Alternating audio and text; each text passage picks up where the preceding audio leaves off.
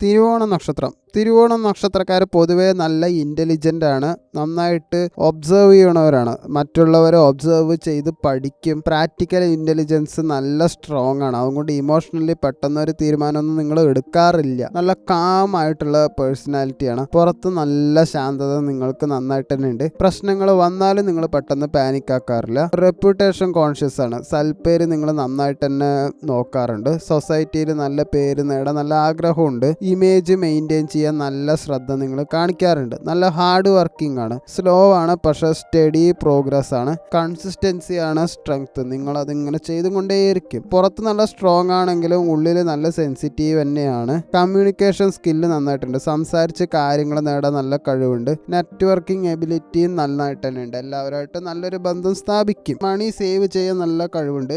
Gradually നിങ്ങൾക്ക് wealth നന്നായിട്ട് തന്നെ കൂടിക്കൂടി വരാറുണ്ട്. ഫെബ്രുവരി മാസത്തിൽ കരിയർ പരമായിട്ട് വർക്ക് പ്രഷർ കൂടിയിരുന്നു. അവിടെ എഫേർട്ട് നല്ല കൂടുതലായിട്ട് തന്നെ തോന്നി, പക്ഷെ റിസൾട്ട് സ്ലോ ആയിട്ട് തന്നെ തോന്നി.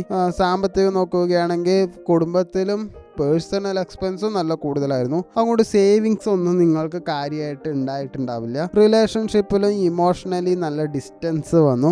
അറ്റൻഷൻ കുറവെന്ന് പാർട്ട്ണറെ നിങ്ങൾ ശ്രദ്ധിക്കുന്നില്ല എന്ന് അവരെന്തായാലും പറഞ്ഞിട്ടുണ്ടാവും. മാനസികമായിട്ട് നല്ല ഓവർ തിങ്കിങ് എന്തായാലും ഉണ്ടായിരുന്നു. ഭാവിയെ പറ്റിയിട്ടുള്ള ഒരു ആങ്സൈറ്റി ഒക്കെ നിങ്ങൾക്ക് ഉണ്ടായിട്ടുണ്ടാവുക. Sleep disturbance നന്നായിട്ടുണ്ടായിരുന്നു. അതുകൊണ്ട് എപ്പോഴും ഒരു 8-9 മണിക്കൂർ ഉറങ്ങാൻ ശ്രമിക്കുക. മാർച്ചിൽ അങ്ങനെയല്ല. കരിയർ പരമായിട്ട് ആദ്യത്തെ ഒരു 15 ദിവസം നോർമൽ ഫേസ് തന്നെയാണ്. പെൻഡിങ് വർക്കൊക്കെ കംപ്ലീറ്റ് ചെയ്യേണ്ട ഒരു സാഹചര്യം എന്തായാലും ഉണ്ടായിട്ടുണ്ടാവും.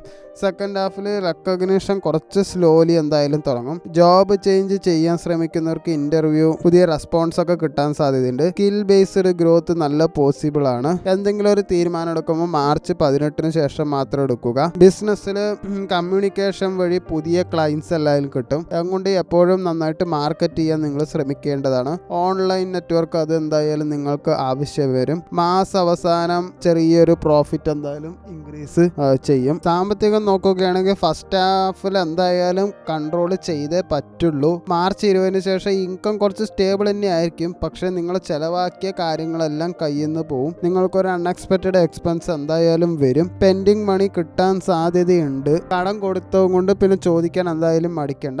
സേവിങ്സ് എന്തായാലും പതിയെ ഇംപ്രൂവ് ആവും. മാർച്ച് വലിയ ഇൻവെസ്റ്റ്മെന്റ് ഒക്കെ ഉണ്ടെങ്കിൽ മാർച്ച് അവസാനം മാത്രം ചെയ്യുക. റിലേഷൻഷിപ്പിൽ ഇമോഷണലി മിസ്അണ്ടർസ്റ്റാൻഡിങ് ഉണ്ടെങ്കിൽ അതൊന്ന് അവോയ്ഡ് ചെയ്യുക. കമ്മ്യൂണിക്കേഷൻ ഇംപ്രൂവ് ചെയ്യണം. അതായത് പാർട്ട്ണർ പറയുന്നത് കേൾക്കാനുള്ള ക്ഷമ കാണിക്കുക. കുറെ നേരം കേൾക്കുക. അതാണ് ശരിക്കും പറഞ്ഞാൽ ഇവിടെ വേണ്ടത്.